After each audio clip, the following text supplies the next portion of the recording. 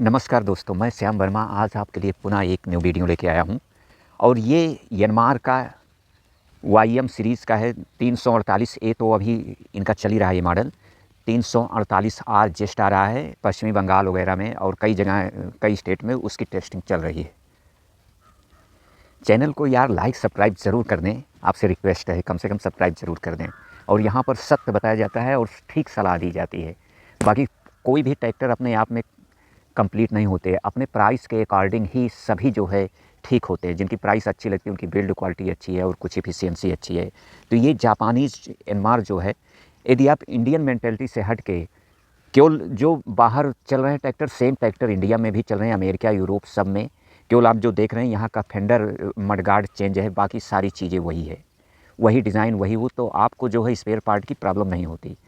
और YM 338 वास्तव में एक बेटर ऑप्शन है। 38 ये है या आर आ रहा है, उसमें कुछ इम्प्रूवमेंट किया जाएगा। और इसके कुछ लोग जो इसकी कमियां भी हैं और अच्छाइयां भी दोनों बताएंगे। जैसे इसकी लिफ्टिंग क्षमता 1450 है, लोगों को कम लगता है, हो सकता है इस बार आर में कुछ इम्प्रूव कर दे, लेकिन ये कम नहीं है। अब आप यहाँ सुपर सीडर हैवी यंत्रों से आप जोड़ते हैं जो कि पावर भी ज़्यादा कंज्यूम करते हैं और डीजल भी ज़्यादा लेते हैं। और यनमार का ही यनमार सीरीज़ का जो इम्प्लीमेंट वीडियो में चल रहा है, आप देख सकते हैं, ये यूज करते हैं। क्वालिटी वाइज भी बहुत बेटर है और आपका फ्यूल भी बचाएगा और परफॉर्मेंस भी बहुत सुपर है। पावर टू वेट रेशियो एक साइंस की थ्योरी है, उसको ये लोग जापानीज़ बहुत अच्छा फॉलो करते हैं। तो 1450 केजी इसकी लिफ्टिंग क्षमता, जो इससे लोग घबरा के भाग जाते हैं, बहुत अच्छी है। सुपर सीडर 10-12 कुंटल का होता है, ये 1450 है। तो अगर आप चाहेंगे छोटे साइज़ वो भी चला सकते हैं, लेकिन उसकी ज़रूरत भी नहीं है यदि आप बहुत बड़े फार्मर नहीं हैं। 10 एकड़ से अगर 20-30 एकड़ वाले हैं तो कोई प्रॉब्लम नहीं है इन गाड़ियों को यूज करने में। और बता देते हैं कि जैसे फ्यूल एफिशिएंसी भी इसका काफ़ी अच्छा है। इसकी SFC 240 है और ये लोग एक्चुअल जो देते हैं उसमें कोई फेरबदल नहीं होता कि देना जो है SFC इतना है, टेस्टिंग में निकल के और कुछ आ रहा है। तो ये सब चीज़ें नहीं होती। लुक वाइज, डिज़ाइन वाइज काफ़ी बेहतरीन है इसका लुक, आप देख सकते हैं। ROPS आता है इसमें, बिल्कुल कंपनी फिटेड। और जो इनका PTO सिस्टम है, जो बटन सिस्टम है, ये बहुत ही अच्छी है, जो इंडियन फार्मर समझ नहीं पाते। महिंद्रा ने भी इस टाइप जो है लॉन्च किया है। इसमें क्या है, मेंटेनेंस नहीं आता। जैसे कि ड्यूस फार्म में ब्रेक होती है, पावर ब्रेक जो दिया है केवल ऑयल से ही कंट्रोल होता है, 10-10 साल चलती हैं और ना उसके चक्कों में एडजस्ट करने की ज़रूरत होती है ना कुछ होती है। तो ये सारी चीज़ें इसमें भी PTO इस तरह से दिया है कि आपको लॉन्ग लाइफ चले, कोई बदलाव ना करना पड़े। और ये देखिए सिंक्रो सेटल के साथ भी आता है। 8 फॉरवर्ड 2 रिवर्स आता है। गियरों की संख्या कम है, लेकिन जो इम्प्लीमेंट आप चलाएंगे वो चलाने में सक्षम है, क्योंकि मिनिमम स्पीड इसका 2.5 किलोमीटर से थोड़ा सा कम आ जाता है और इसके ऊपर तो 29-30 तक जाता है। तो ये सारे इम्प्लीमेंट, रोटावेटर वगैरह अगर सही से आप मैचिंग किए हैं तो 2.5 की स्पीड पे, 3 की स्पीड पे बहुत अच्छा देता है और डीजल कंजम्पशन भी बहुत सुपर निकल के आती है। हाँ, सुपर सीडर वगैरह के लिए जहाँ बहुत ज़्यादा धान मशीनों से कटे हों, एक ही बार में चलाना हो, तो वहाँ लो से कम स्पीड की ज़रूरत होती है। उस पर ड्यूस फार का ट्रैक्टर सबसे बेटर साबित होता है।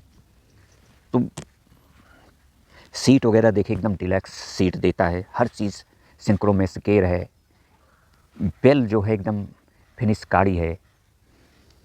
और वेस्ट बंगाल और साउथ इंडिया में काफ़ी जो है, दक्षिण भारत में बहुत पॉपुलर हो रहा है ये मॉडल। हाँ, नॉर्थ इंडिया में थोड़ा सा जो यही मेंटेलिटी बताएं कि बड़े बड़े यंत्र, इनको लिफ्टिंग क्षमता कम लगती है, जबकि ऐसा है नहीं। और दूसरी एक रीज़न कंपनी की भी कमी है कि अगर ये 2 व्हील में भी दे दें तो निश्चित तौर से इनका सेल बहुत ज़्यादा इम्प्रूव हो जाए। इनको एक मॉडल 2 व्हील में भी देना चाहिए। बाकी जो कोबोटा वगैरह ले रहे हैं तो उनको निश्चित तौर से इसको भी ट्राई करना चाहिए। एक बेटर गाड़ी है। क्लस्टर मीटर आप देख सकते हैं, बिल्कुल डिजिटल है। और इसमें जो है स्टीयरिंग वगैरह तो काफ़ी बहुत ही अच्छी दी गई है, बिल्कुल कारों जैसी। तो कहीं कोई प्रॉब्लम नहीं है इस गाड़ी में। और अब तो काफ़ी दिन से इंडिया में चलते हुए देखा गया है, कहीं कोई समस्या, कहीं कोई इशू भी नहीं आती इन गाड़ियों में। और नए मॉडल में हो सकता है कि स्मार्ट असिस्ट वाला ये जो फंक्शन चल रहा है, जिससे घर पे बैठे मोबाइल पे सब देख सकते हैं, तो वो भी यहाँ प्रोवाइड कर दिया जाए। जो GPS वगैरह सारी सिस्टम उसमें डाल दिया जाए। जो 338 आर आ रहा है, अभी जस्ट आ रहा है, टेस्टिंग चल रही है, पूरे मेले में इसको दिखाया भी गया है। तो इसलिए आप संदेह में मत रहिएगा कि नहीं आएगा, ज़रूर आएगा। और 8+2 का गियर कम्बिनेशन है, इसमें टूट फूट की कम होती है, आपका मेंटेनेंस कास्ट भी बहुत कम आता है। स्पीड सब यंत्र को चलाने के लिए मिल जाती है। आप स्पीड देखिए किस यंत्र को कौन सा चलाने के लिए सक्षम है। जो मैंने बताया कि सुपर सीडर को छोड़ दीजिए, बाकी ये भी चलाएगा। और सीडिंग करने के लिए इनके आप यंत्र लेते हैं तो बहुत ही सुपर जो है काम करेगा। हम लोगों से गरीब देशों में भी, थाईलैंड, वियतनाम, ये सब जितने नॉर्थ ईस्ट साइड के कंट्री हैं, सब यूज करते हैं बिल्कुल फॉरेन ही स्टाइल में, फॉरेन ही यंत्रों को, विदेशी यंत्रों को, चूँकि इसके लिए बहुत ज़्यादा सूटेबल पड़ते हैं। लेकिन इंडिया में जब इंडियन स्टाइल कर देते हैं तो यहाँ weight to power ratio disbalance हो जाता है, वो सही से वर्क नहीं करता। इनका पॉली डिस्क चला के देखिए, जो यहाँ भी चल रहा है देखिए, तो ये बहुत अच्छा काम करता है। वैसे भी कुछ और साइट हैं जहाँ मिलती भी है ये यंत्र इंडिया में भी। तो इनका पॉली डिस्क चलाइए या डिस्क है हैरो चलाइए, आप दूसरा कुछ चलाने की ज़रूरत ही नहीं है। आपका खेत बहुत बढ़िया बना देगा, उनको प्लाऊ वगैरह ये सब करने की ज़रूरत नहीं पड़ेगी। MB plough. PTO पावर इनका जो है 41 HP है ही, 48 में तो काफ़ी अच्छा है, कोई दिक्कत नहीं है। और 2900 cc समथिंग का इसका इंजन है। टॉर्क इसका जो है 207 Nm है, तो कहीं से कोई भी प्रॉब्लम नहीं है। और जो सबसे बड़ी विशेषता है कि इनका जो पिछला एक्सल है, प्लेनेटरी इसका जो है एक्सल है, लेकिन इनके साइड में इस तरह से इसकी डिज़ाइन की गई है और वो लगाया गया, प्लेटें लगाई गई है कि इनका 30 से 35% जो झटके आते हैं वहीं ख़त्म कर देता है।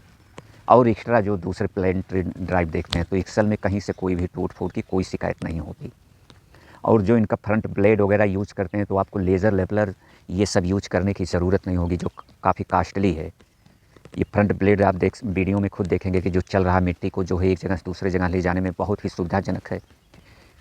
जैसे मैंने बताया कि थाईलैंड वगैरह में पूरा कंप्लीट ऐसे लगे हुए पूरा सेट देते हैं ये लोग गाड़ियों के साथ, उस तरह से इंडिया में भी दे तो काफ़ी फार्मर लाइक करेंगे, जो प्रोग्रेसिव है, जो बदलाव को पसंद करते हैं और कोई मेंटेनेंस नहीं आता, ये सब टाइप यंत्र यूज़ करते हैं। तो अब रोटावेटर भी चलाते हैं तो मैं ज़्यादातर फार्मर को देखता हूँ कि उसका जो ब्लेड होती है वही नहीं बदल पाती, घिस जाती है, चलते रहते हैं, मेंटेनेंस लगता है। लेकिन आप पॉली डिस्क और डिस्क इनका चलाइए, इनका आप जो है मक्का बोने की या बिजाई करने की मशीन देखिए, इतनी सुपर है, हल्की है, लेकिन लोहे की क्वालिटी अलग होती है, वो क्वालिटी ज़बरदस्त देते हैं। हल्की वज़न में हल्की होती है लेकिन काम बहुत अच्छा करता है।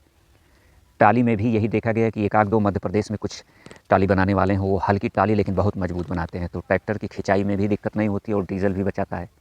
इनके यंत्र आप यूज़ करते हैं तो बहुत ही सुपर गाड़ी ये निकल के आती है। तो आशा करता हूँ वीडियो पसंद आए तो आप लाइक सब्सक्राइब ज़रूर करें, यहाँ सख्त सलाह दी जाती है। Thanks for watching. बाकी कोई गाड़ी जो है बेकार नहीं, इंडिया में जो भी उपलब्ध हैं प्राइस वाइज सबके जो है बहुत अच्छे हैं। जो प्राइस आप देंगे उसी के अकॉर्डिंग ही लोग देंगे, ये नहीं, ये अगर आप सोचते हैं कि मैं कम पैसे में कोई सुपेरियर क्वालिटी की ट्रैक्टर या वो आपको दे देगा तो ये आपका भ्रम है, ये भारत है, ये सब कभी मत सोचिए। जो पैसा लेते हैं गाड़ी की प्राइस ही उसके क्वालिटी के अकॉर्डिंग ही होती है। आशा करता हूँ कि आपको वीडियो पसंद आई होगी।